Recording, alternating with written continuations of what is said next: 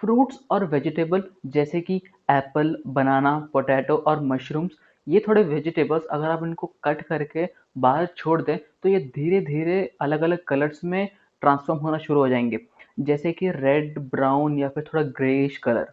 अब ये ऐसा क्यों करते हैं? नमस्कार दोस्तों, मेरा नाम है पुनीत और आपका मैं बहुत-बहुत स्वागत करता हूँ फूड साइंस के एक नए वीडियो में।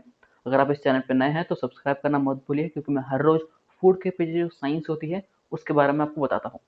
आज हम इसी के बारे में बात करेंगे कि ये थोड़े वेजिटेबल्स और फ्रूट्स ऐसे कलर में क्यों ट्रांसफॉर्म होते हैं।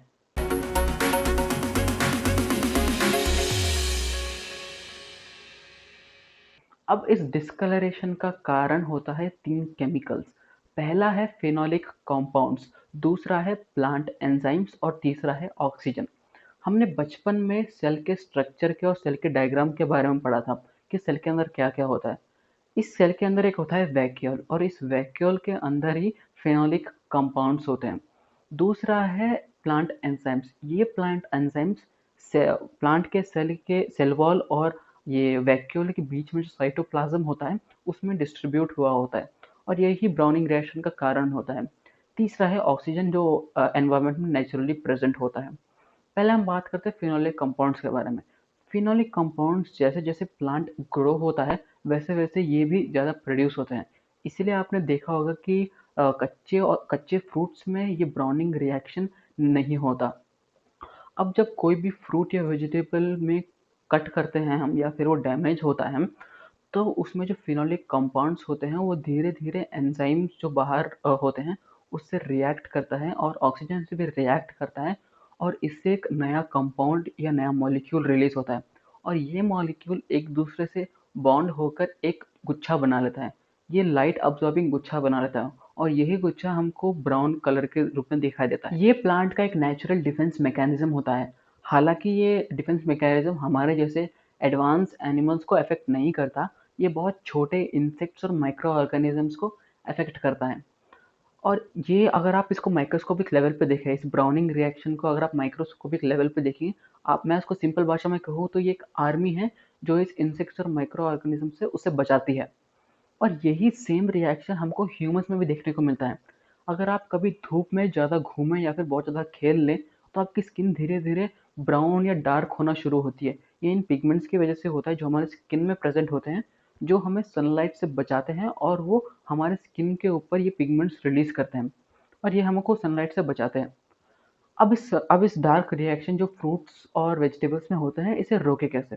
हालांकि हम इसे पूरी तरीके से नहीं रोक सकते, हम इसके प्रोसीजर को थोड़ा स्लो कर सकते हैं। पहला तरीका है कोई भी फ्रूट एसिड जो कटा हुआ सरफेस है उसके ऊपर अप्लाई करें, जैसे कि लेमन जूस को अप्लाई करने से ये ब्राउनिंग रिएक्शन बहुत स्लो हो जाती है। दूसरा तरीका है इसको रेफ्रिजरेटर या फिर 4 डिग्री सेल्सियस के अंदर रखें, इससे भी ये ब्राउनिंग रिएक्शन बहुत स्लो हो जाती है। तीसरा और मोस्ट इफेक्टिव तरीका है इसको पानी के अंदर डुबा के रखें। पानी के अंदर डुबा के रखने से इसको ऑक्सीजन सप्लाई नहीं मिलती जिससे कि ये रिएक्शन पूरा हो पाए और इससे भी ये प्रोसीजर बहुत स्लो हो जाता है। कई सारे लीफी वेजिटेबल जैसे कि लेट्यूस में ये ब्राउनिंग रिएक्शन होती है। इनको कैसे रोकें?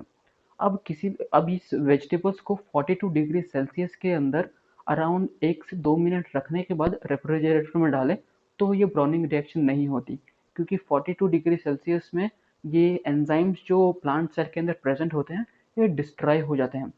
पर कभी-कभी आपने देखा होगा कि अगर आपने कभी पालक को बॉयल किया हो तो बॉयल करने के बाद इसका पानी भी ब्राउन कलर का हो जाता है। ये इसलिए होता है क्योंकि जो इस पर्टिकुलर स्पिनच में ये रिएक्शन विदाउट एंजाइम्स भी होता है और हाई टेम्परेचर पे ये फिनोलिक कंपाउंड्स ब्राउन होना शुरू होते हैं। अब थोड़े फूड कंपनीज एंटीऑक्सीडेंट यूज करती हैं। ये एंटीऑक्सीडेंट क्या होता है? 1925 में एल्बर्ट सिसेंट ग्योर्गी नामक एक बायोकेमिस्ट थे, हंगेरियन बायोकेमिस्ट।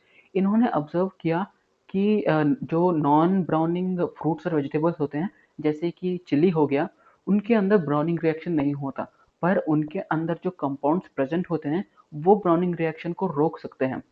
इसीलिए इन्होंने ये कंपाउंड्स को एक्सट्रैक्ट किया चिली से और यही बाद में हमें एंटीऑक्सीडेंट के तौर पे प्रोड्यूस करने लगे। मुझे उम्मीद है दोस्तों आपको ये वीडियो बहुत पसंद आया होगा और आपने कुछ नया सीखा होगा। ऐसे ही हर रोज़ फूड के पीछे जो साइंस है उसे सीखने के लिए सब्सक्राइब कीजिए फूड साइंस चैनल को। धन्यवाद।